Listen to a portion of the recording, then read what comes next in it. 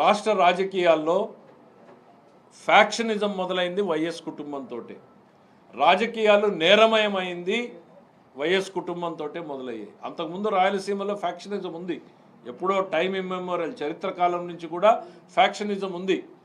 అది కుటుంబాల మధ్యనో వర్గాల మధ్యనో ఆధిపత్య పోరుగానో రకరకాల చారిత్రాత్మక కారణాలతో ఫ్యాక్షనిజం ఉంది.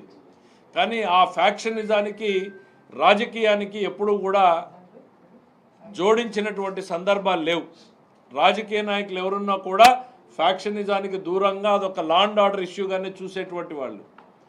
రాజశేఖర రెడ్డి ఫ్యామిలీ రాజకీయాల్లో మొదలుపెట్టిన తర్వాత రాజారెడ్డి గారు క్షేత్రస్థాయిలో తనకున్నటువంటి రాజ్యాధికారాన్ని అడ్డం పెట్టుకుని ఈ ఫ్యాక్షనిజంలో గ్రూపుల్ని ప్రోత్సహించి రాజకీయంగా లొంగదీసుకునేటువంటి ప్రయత్నం మొదలుపెట్టారు. మీకు 2-3 సంఘటనలు చెప్తాను, ఎందుకంటే డీటెయిల్స్ మా రమేష్ గారు ఇంకా బాగా చెప్పగలుగుతారు.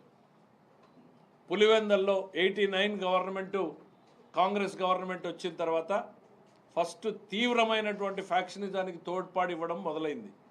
ఒక్కొక్క గ్రామంలో ఎవరైతే ఆ రోజున ప్రత్యర్థిగా ఉన్నటువంటి బలంగా ఉన్న పార్టీలు ఉన్నారో వాళ్ళని ఏ రకంగా లొంగ తీసుకున్నారనేటువంటిది. పార్నపల్లి అనేటువంటి ఒక గ్రామం స్టోరీ చెప్తాం. పార్నపల్లి అనే విలేజ్లో తెలుగుదేశం పార్టీకి భారీ మెజారిటీ వచ్చింది అనేటువంటి చూసి పులివెందల నియోజకవర్గం రాజారెడ్డి గారు ఆ ఊర్లో క్యాంప్ వేసి కూర్చుని ఆ ఊర్లో ఉన్నటువంటి తెలుగుదేశం పార్టీ నాయకుల్ని చిన్న కేసు పెట్టి జైల్లోకి పంపించి ఒక కంప్రెసర్ తీసుకొచ్చి 2 కంప్రెసర్లు 3 కంప్రెసర్లు తీసుకొచ్చి ఇంటి పునాదులకు డ్రిల్ చేశారు. ఈ మోడర్న్ డేలో ఎవడు చూసున్నాడు? ఈ సమాజంలో ఈ ఆంధ్రప్రదేశ్ రాష్ట్రంలో జరిగింది. ఇంటి పునాదులకు డ్రిల్ చేసి డైనమైట్లను పెట్టారు. ఈ సంఘటన జరుగుతున్నంతసేపు ఊర్లో పోలీసులు ఉన్నారు.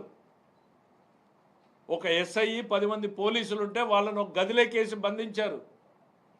స్వయంగా ఆ రోజు రాజారెడ్డి గారు ఆ గ్రామంలో ఉన్నారు. ఆ డైనమైట్లు పెట్టి ఆ ఇంటిని పేలిస్తే ఆ ఇంట్లో పశుపక్షాదులన్నీ కూడా లోపలే ఉండి పేలిపోయినటువంటి సంఘటనలు.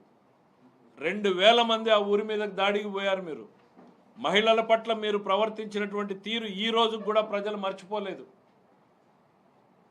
ఒక ఇంటిని డైనమైట్లు పెట్టి పేల్చేసి ఎంతటి భయానక వాతావరణాన్ని మీరు కల్పించారు అనేటువంటిది ఈరోజు సమాజానికి తెలీదు.